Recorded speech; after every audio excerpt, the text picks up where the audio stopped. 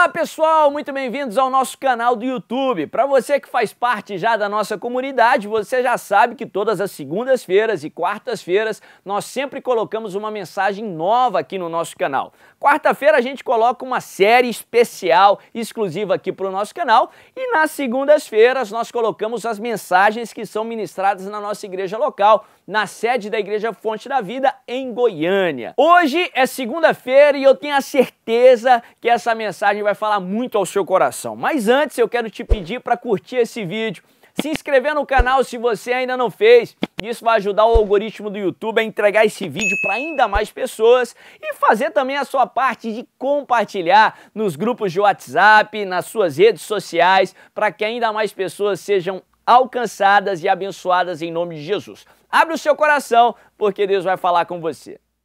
Juízes capítulo 6, a partir do verso 11, a palavra de Deus diz assim: Então o anjo do Senhor veio e sentou-se sob a grande árvore de Ofra, que pertencia ao abiezrita Joás. Gideão, filho de Joás, estava malhando o trigo num tanque de prensar uvas, para escondê-lo dos midianitas. Então o anjo do Senhor apareceu a Gideão e lhe disse: O Senhor está com você, poderoso guerreiro. Ah, Senhor, Gideão respondeu: Se o Senhor está conosco, por que aconteceu tudo isso? Onde estão todas as suas maravilhas que os nossos pais nos contam quando dizem: Não foi o Senhor que nos tirou do Egito? Mas agora o Senhor nos abandonou e nos entregou nas mãos de Midian. O Senhor voltou para ele e disse: Com a força que você tem, vá libertar Israel das mãos de Midian. Não sou eu quem o está enviando? Ah, Senhor, respondeu Gideão, como posso libertar Israel? Meu clã é o menos importante de Manassés e eu sou o menor da minha família.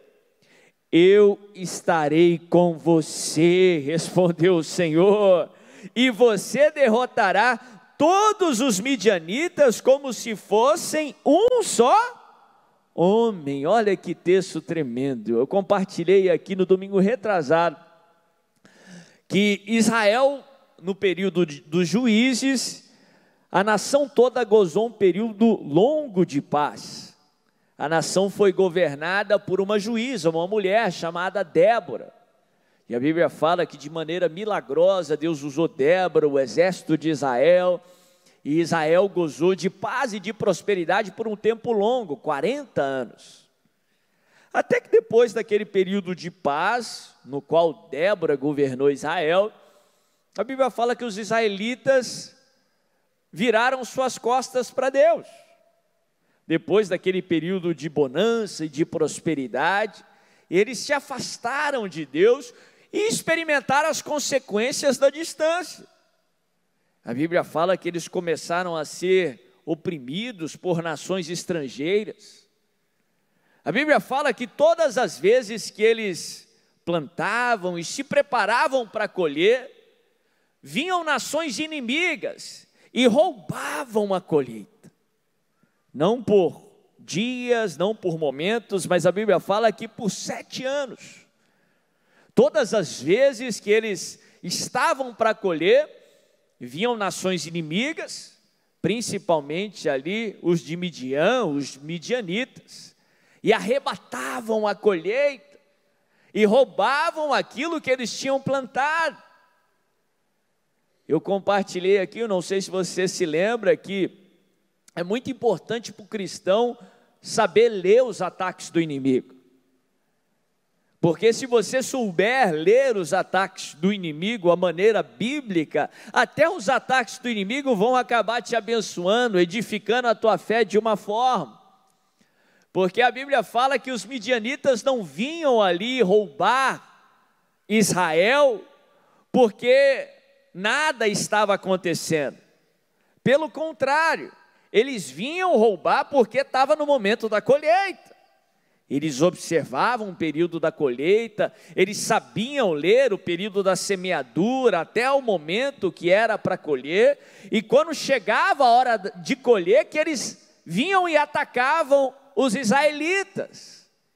Em outras palavras, você que está recebendo ataque de midianitas aí nas suas finanças, na sua família, você que está recebendo investidas aí do inimigo contra você, não veja isso como que se você fosse alguém zero à esquerda, um sem valor. Não veja esse momento como esse momento fosse um momento como os outros, não.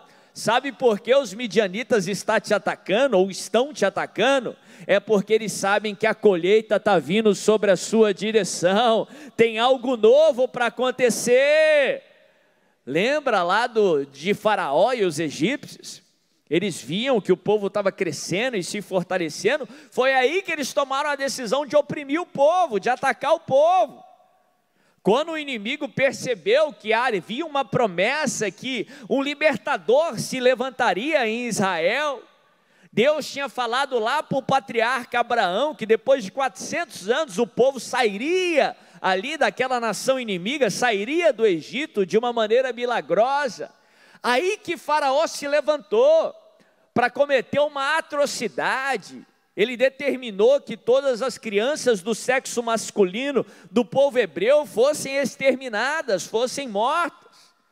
Ele começou a atacar de uma maneira muito forte ali os israelitas, porque ele sabia que o libertador estava nascendo, que algo novo dos céus estava vindo, que Israel seria finalmente liberta de uma vez por todas dos egípcios.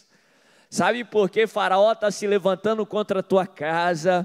Sabe por que Faraó está se levantando contra a tua saúde, contra as suas finanças? Porque o inimigo sabe que tem promessas de Deus sobre a sua vida. Porque o inimigo sabe que Deus está para trazer algo novo sobre a sua vida. Que o teu milagre está para acontecer. E deixa eu te dar essa notícia. Os midianitas não conseguiram deter Gideão. Faraó não conseguiu deter Moisés, o diabo não vai conseguir deter você, o seu milagre vai acontecer,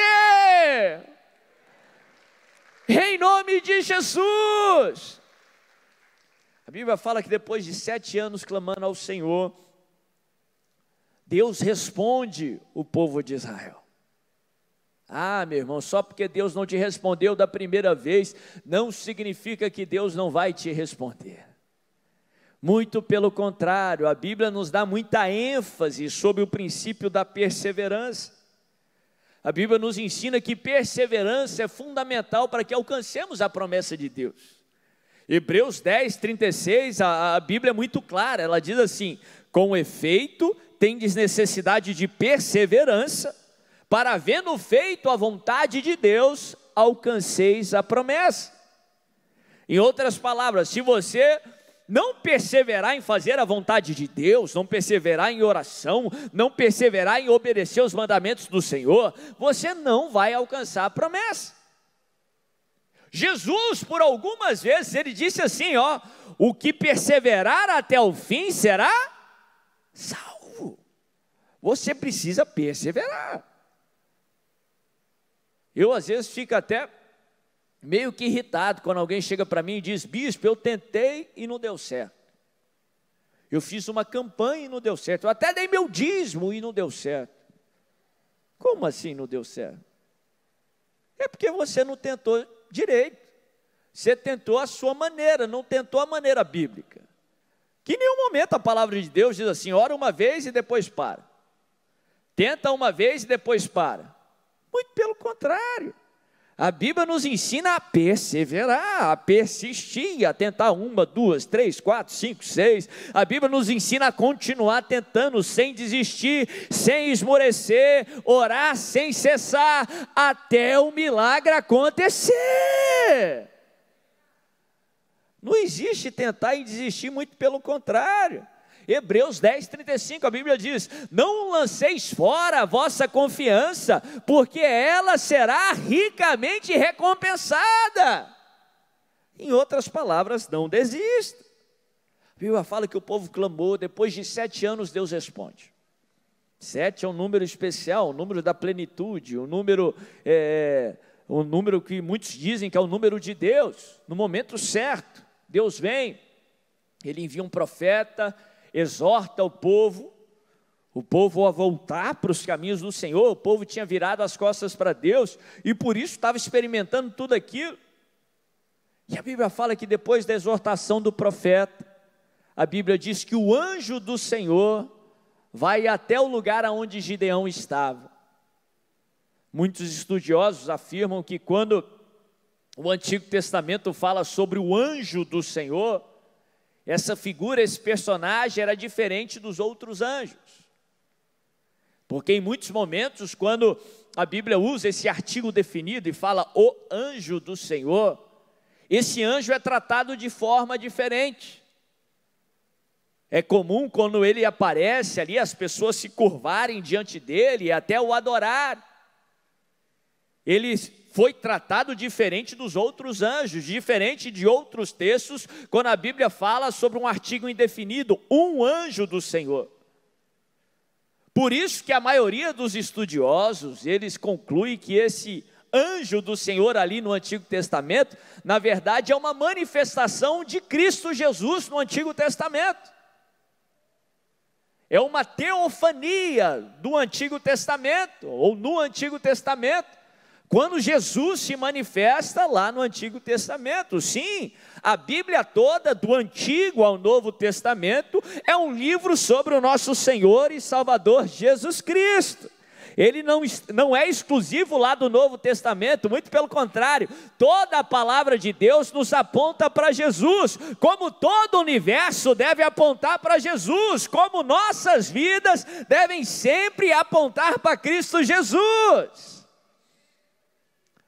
A Bíblia fala que ele chega até Gideão, e é interessante que no momento de dificuldade, no momento no qual eles estavam enfrentando um inimigo que estava devastando Israel, a maneira que Deus ele responde o povo de Israel, ela é muito peculiar. Sim, Deus se manifesta, Deus estava lá, mas Deus não respondeu à oração deles, aniquilando os inimigos. Deus podia fazer isso? É claro que Ele podia. Quem eram os midianitas diante de Deus? O que era aquela dificuldade diante de Deus? Mas a maneira que Deus ele responde o povo de Israel, nos ensina como Deus nos responde até os dias de hoje. Deus não respondeu os israelitas removendo o problema, mas Deus respondeu os israelitas indo até Gideão, e revelando a Gideão, ou lembrando Gideão, tudo aquilo que Gideão havia sido criado para ser. Revelando a Gideão a sua identidade. Revelando a Gideão aquilo que ele era. Porque quando você descobre o que você foi criado para ser, quando você descobre qual é a sua identidade em Deus, meu irmão, não tem midianita que pode te resistir. Não tem problema que pode parar de pé à sua frente. Você se torna um indesistível, porque você tem certeza naquele que te criou, aquele que te prometeu, aquele que é fiel e poderoso para cumprir o que prometeu. Interessante que na palavra de Deus, ali no contexto sociocultural do povo hebreu, nome representava algo muito importante. Representava algo muito além do que representa nos dias de hoje. Para a nossa sociedade aqui ocidental, hoje em dia, nome é quase que simplesmente um rótulo para a pessoa, uma maneira de você distinguir ou chamar uma pessoa. Para aquela época, nome era algo muito mais importante. Representava a identidade da pessoa. Representava aquilo que ela era. É por isso que Jacó recebeu o nome de Jacó, um enganador. É por isso que antes de fazer o milagre ali em Abrão, Deus transformou o nome dele para Abraão, pai de muitas nações. É por isso que o nosso Senhor e Salvador recebe o nome de salvação, Jesus, porque nome revelava a identidade da pessoa. Gideão, o nome de Gideão não foi diferente. A palavra Gideão significa, no hebraico, coragem, ou valente corajoso. Representava muito aquilo que Deus havia criado Gideão para ser. Deus tinha um propósito muito específico e peculiar para Gideão, para que ele fosse um juiz, um líder em Israel, e governasse Israel por 40 anos. Isso de fato acontece lá na frente, na trajetória de Gideão. Deus havia criado Gideão para ser um libertador em Israel. Deus havia criado Gideão para ser um corajoso, um homem de coragem. Se você se lembra da história dele, ele com 300 homens, ele foi capaz aí de vencer um exército de milhares de soldados, um exército temido em toda a terra. Mas apesar de tudo isso que Deus havia criado Gideão para ser, ele estava vivendo como um covarde. Ele estava extremamente acovardado por conta dos midianitas. A Bíblia fala que no lugar de prensar uvas, uva fala de alegria, de paz, ele estava malhando trigo, se escondendo dos midianitas. Porque os midianitas roubavam o trigo, roubavam a colheita. Ele estava querendo salvar o seu.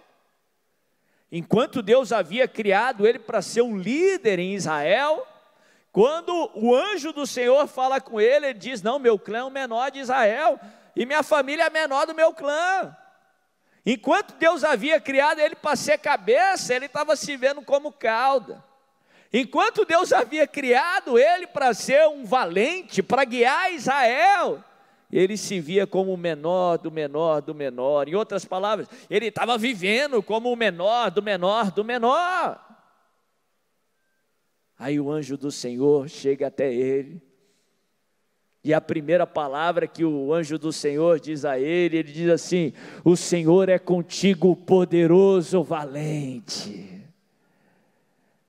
Em outras palavras, Gideão, você pode até estar vivendo como um covarde, mas você não é covarde, você é um poderoso valente.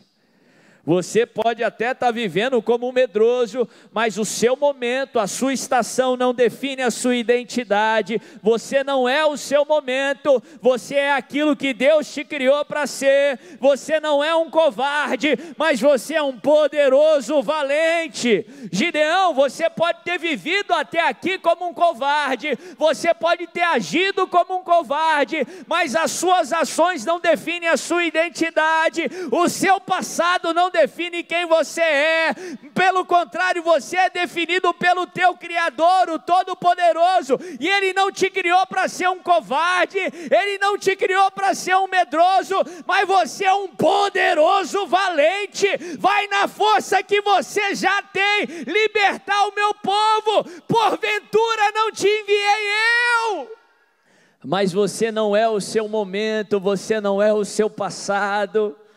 A sua presente situação não define quem você é, o seu passado não define quem você é, mas se você quer saber o que você é, você precisa procurar o teu Criador. É Ele que determina o que você é Ele que projetou a sua vida. Ele não te criou para ser um covarde, mas Ele te criou para ser Gideão, um corajoso, um poderoso valente, em nome de Jesus.